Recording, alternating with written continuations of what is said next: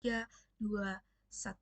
Selamat pagi Dewan Juri dan pihak oposisi yang terhormat. Saya dari pihak pemerintah pembuka menyatakan untuk mendukung mosi. Di tengah kondisi ketidakpastian global berupa krisis pangan, krisis energi, belum lagi menyebut krisis utang.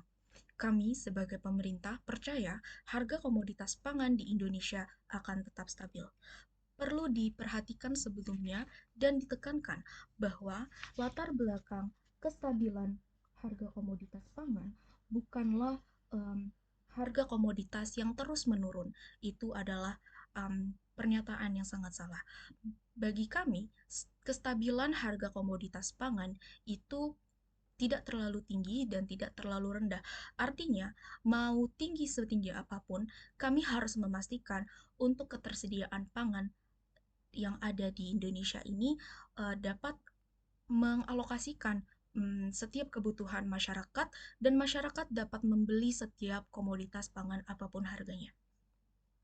Maka dari itu, perlu diketahui bahwa kondisi ketidakpastian ini diimplikasikan dari tantangan dan hambatan 5 tahun terakhir di muka bumi ini. Perlu kita ketahui pandemi COVID-19 melanda seluruh dunia dan dunia sedang berada pada kondisi pemulihan ekonomi. Belum lagi menyatakan dan mengingatkan kita kepada konflik geopolitik Rusia-Ukraina yang berimplikasi pada dihentikannya proses ekspor Rusia ke Eropa dan proses ekspor Ukraina yang terganggu. Kita tahu bahwa komoditas pangan di Rusia dan komoditas pangan di Ukraina sangat dibutuhkan oleh seluruh negeri. Tapi kami percaya juga perubahan iklim juga dapat menjadi salah satu implikasinya juga dari kondisi ketidakpastian. Namun, kami percaya harga komoditas dan biaya hidup di Indonesia tetap stabil karena kami percaya Indonesia mengatasi gangguan-gangguan tersebut dengan fokus pada produksi pertanian dan tidak lupa menyebut kelautan hingga pangan dari laut, rantai pasokan, dan perdagangan.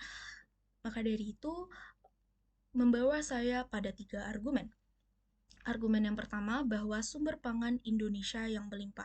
Sumber pangan Indonesia yang melimpah dari ujung sampai ujung geopolitik Indonesia yang sangat luas ini memiliki pangan yang melimpah, memiliki kondisi yang pangan yang sangat subur, sehingga ini menjadi salah satu poin positif bagi Indonesia untuk pertama menjaga kedaulatan pangan di Indonesia dan kedua dapat membantu ketahanan pangan di luar negeri dan memberi pasokan atau supply yang tidak terganggu. Maka dari itu kita harus sebagai pemerintah kita harus memperhatikan bahwa pasokan pangan tetap disuplai dengan baik dan rantai makanan ini tetap terjamin sehingga masyarakat tidak akan mengalami krisis pangan bahkan sampai kelaparan bahkan kematian. Argumen saya yang kedua yaitu menaikkan kegiatan ekspor dibandingkan impor. Kita tahu bahwa Indonesia merupakan negara agraris dan negara yang sangat kaya akan pertanian dan kelautannya, namun Indonesia tetap mengekspor sebagian kecil produk pangan atau komoditas pangan dari luar negeri. Tapi di sini ketika kita melihat kondisi ketidakpastian berupa krisis pangan, energi, dan utang yang melanda seluruh dunia, perlu Indonesia di sini untuk memberikan proses yang lumayan beradaptasi dengan kondisi dengan menaikkan kegiatan ekspor dibandingkan impor, dengan catatan atau syarat bahwa kebutuhan di dalam negeri tetap teratasi dengan baik sehingga Indonesia dapat memberikan kebutuhan pangan kepada luar negeri. Di sini proses demand atau permintaan masyarakat harus terjamin. Belum lagi mengingat untuk penerapan kualitas barang yang perlu baik hingga dapat bersaing dengan barang atau komoditas pangan di luar negeri. Maka dari itu, dengan menaikkan kegiatan ekspor dibandingkan impor, kita percaya bahwa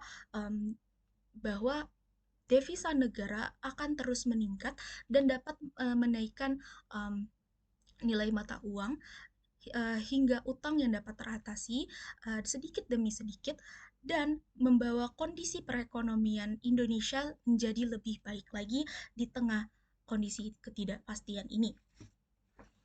Berlanjut pada argumen saya yang ketiga, Indonesia perlu terus menerapkan disiplin fiskal.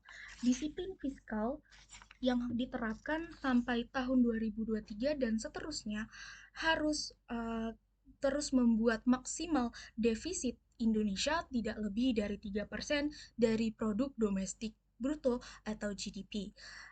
Dikaitkan dengan peranan instrumen APBN ini, disiplin fiskal menjadi salah satu argumen penting dan solusi yang perlu ditanamkan dengan Indonesia untuk menghadapi tantangan dari kondisi ketidakpastian. Kami percaya bahwa dengan menekan maksimum defisit tidak lebih dari 3% atau jumlah pendapatan yang lebih kecil daripada jumlah belanja, itu dapat membuat Indonesia menjaga alur produksi dan menjaga alur ekonomi tetap stabil di Indonesia, sehingga harga komoditas pangan tentu akan tetap stabil. Maka dari itu, dengan prudent fiscal policy atau disiplin fiskal itu menjadi salah satu solusi yang menarik untuk Indonesia tetap menerapkan disiplin fiskal pada APBN, produk APBN. Solusi yang dapat saya tawarkan selanjutnya yaitu dengan terus mendukung UMKM atau usaha menengah dan memfokuskan pada pasar tradisional.